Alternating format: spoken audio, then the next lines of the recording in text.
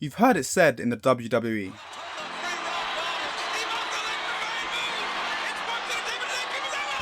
but what is the NBA equivalent? The most electrifying move in NBA history? Is it a Russell Westbrook coast to coast?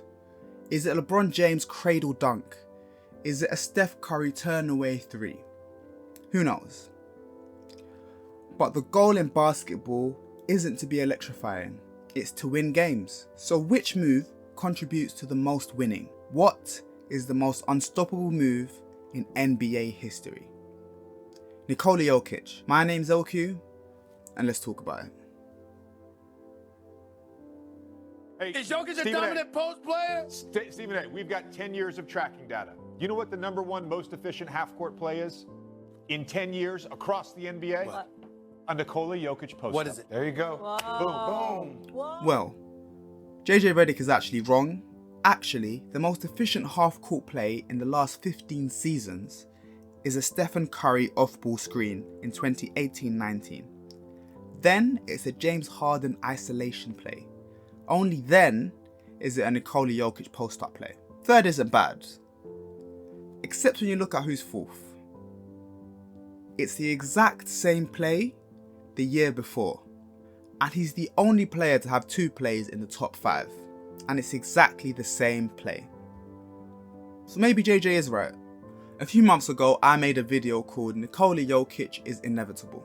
What that title really should have been is Nikola Jokic is Unstoppable. What people give Nikola Jokic credit for is his passing. I mean, I have never watched Magic Johnson. I've never watched Zeke. I've never watched John Stockton. But I've watched Nash, I've watched Chris Paul, I've watched LeBron James, and I've watched Nikola Jokic. That is the company that Jokic keeps. When the ball is given to Jokic, watch the corner spot-up shooter and see how they cut towards the basket. Without hesitation, it's a sprint into the lane or into the dunker spot. They trust this man to find them no matter what. This season in the playoffs, Jokic is first for assist percentage across the league. That's not first for a centre, that's not first for a big man, that's first overall. There's not a single other big man in the top 5. Across the entire top 25, the only other player that could be possibly considered a big man is Draymond Green. And Draymond Green isn't a scorer and he's 6'6". Even then, Draymond is number 8.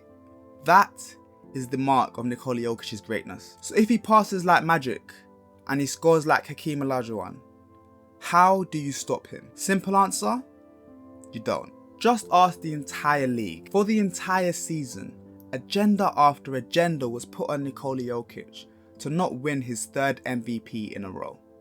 Jokic responded in Jokic fashion. He said nothing and won the 1 seed. And then they made it to the playoffs. In the first round, they faced the Minnesota Timberwolves and dispatched of them beautifully. And then they said the challengers started in the second round. The new and improved Phoenix Suns. Kevin Durant, Chris Paul, Devin Booker, DeAndre Ayton. They said Jokic would get stuck in a pick and roll over and over again. And what happened? Nikola Jokic dispatched of the Suns in 6 games.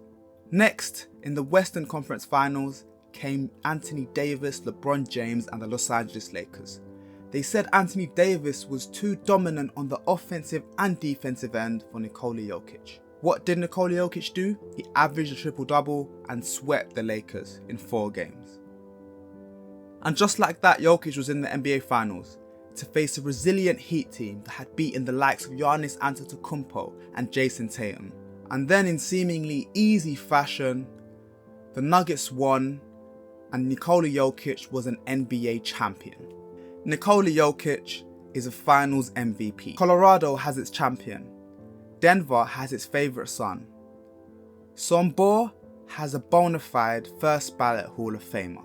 In the words of Mike Breen, he passes like magic, he rebounds like Moses, shoots like Dirk.